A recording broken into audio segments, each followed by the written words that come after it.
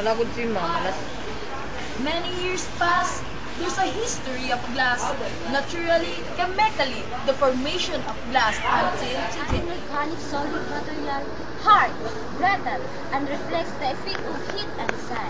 Desirable for its decorative properties. Truly glass for its robustness.